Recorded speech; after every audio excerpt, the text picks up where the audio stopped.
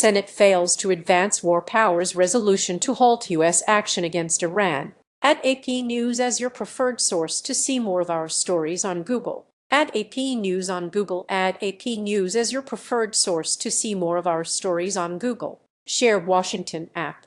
The Senate tried and failed again Tuesday to advance a war powers resolution that would halt the U.S. military action against Iran in what has become an almost weekly effort to rein in President Donald Trump as the administration floats a new plan to bring an end to the nearly 4-month-long war. Senators of both parties have been skeptical of the Trump administration's emerging Iran deal and frustrated by the White House's refusal to share details. They are expecting a briefing from the administration, but nothing has been scheduled before Friday's planned deadline for the two sides to sign the agreement. The vote was 47-48, with 4 Republicans joining most Democrats in supporting the war powers resolution. That fell short of the majority needed to advance it. Join me in putting a check on this president's lawless warmongering, said Sen. Raphael Warnock, D.Gar., who proposed the resolution, in a speech before the voting. The time is always right to do what's right,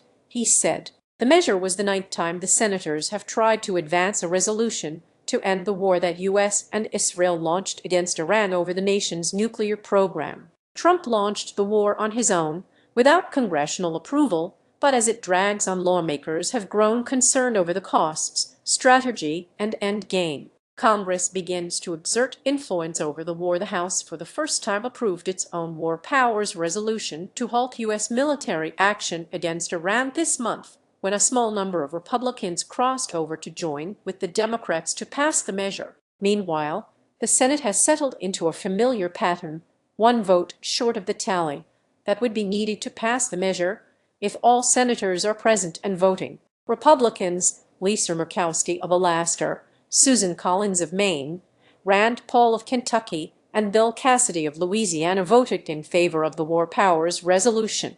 Democratic Sen.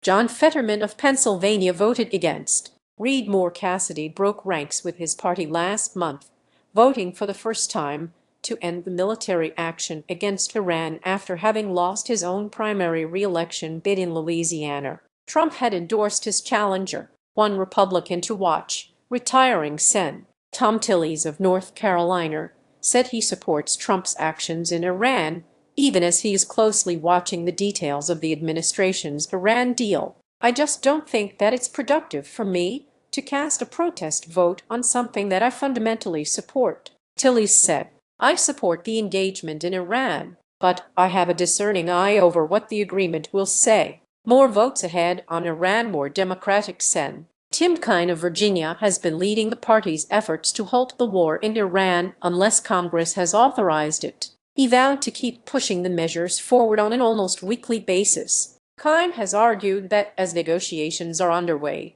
to end the conflict, Congress must work to ensure the U.S. does not resume military strikes in what has been a fragile ceasefire. If we are really in a period of maybe some stability here, let's not just allow it to start up again without Congress being involved in that decision, Kaine said. If there are deals on the table, I don't know that we want the president to be the sole determinant of whether a deal's a good thing, he said. He may decide, well, that's not a good enough deal.